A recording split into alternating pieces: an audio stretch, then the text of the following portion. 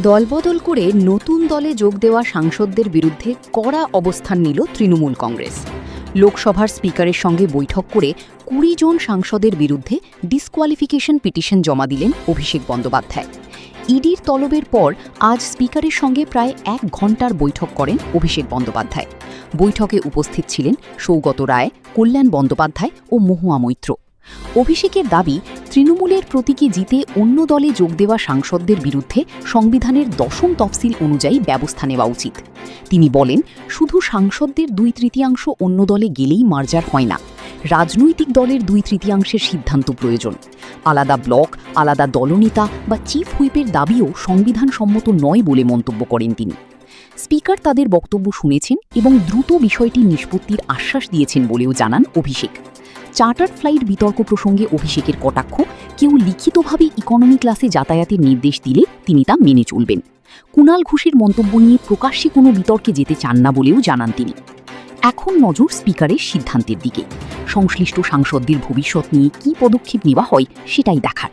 হ্যাঁ, আমি আজকে এসেছিলাম, আপনারা জানেন ১৫ তারিখ আমাকে একটা চিঠি দেওয়া হয়েছিল। আমাকে যেহেতু এনফোর্সমেন্ট ডিরেক্টরেট কলকাতায় তলব করেছিল, আমি উপস্থিত হতে পারিনি। পরে আমি বাড়িতে গিয়ে মেল পেয়েছি এবং তারপর স্পিকারের অফিসের সাথে আমার কথা হয়। আমি অনুরোধ করেছিলাম আমাকে ১-২ দিন আগে জানালে আমি নিজে সশরীরে উপস্থিত থাকবো।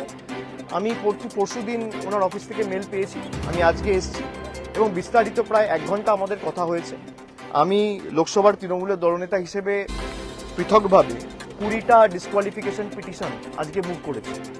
যারা যারা তৃণমূল কংগ্রেসের প্রতীক চিহ্নে নির্বাচিত হয়ে এনসিপিআই নামক একটা দল, যার কথা কোনোদিন আজ পর্যন্ত কেউ শোনেনি, সেই দলে যারা নাম লিখিয়েছে বিজেপির থেকে অর্থের বিনিময়ে এবং নিজেদের পিঠ বাঁচানোর কারণে, তাদের প্রত্যেকের বিরুদ্ধে আমরা ডিসকোয়ালিফিকেশন পিটিশন মুভ করেছি।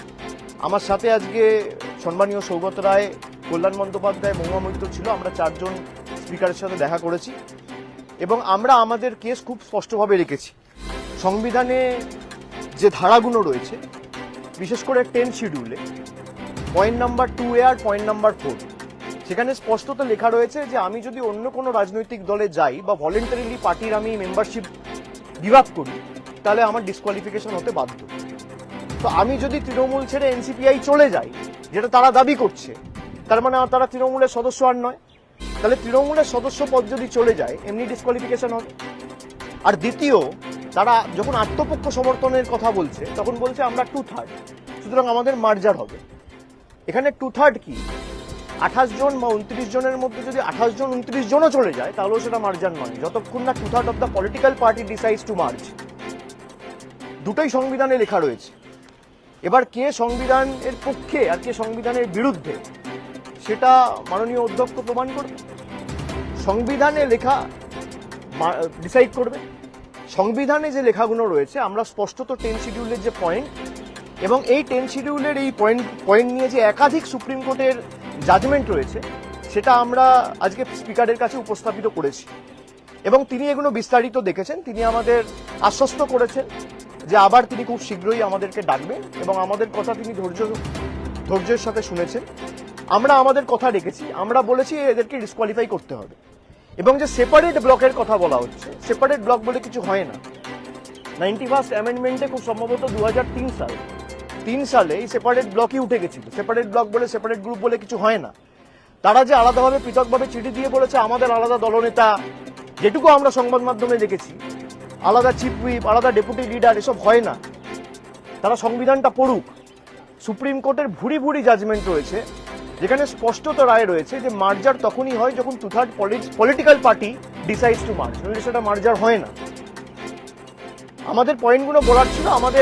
আমরা আশাবাদী যে স্পিকার নিশ্চয়ই তাদেরকেও ডেকে আমরা যে কথাগুলো বলেছি তাদের থেকে সদুত্তর চাইবে এবং আমাদের ডাকবে এবং যত তাড়াতাড়ি সম্ভব এর সুরাহা করুক এবং তাড়াতাড়ি নিষ্পত্তি হবে।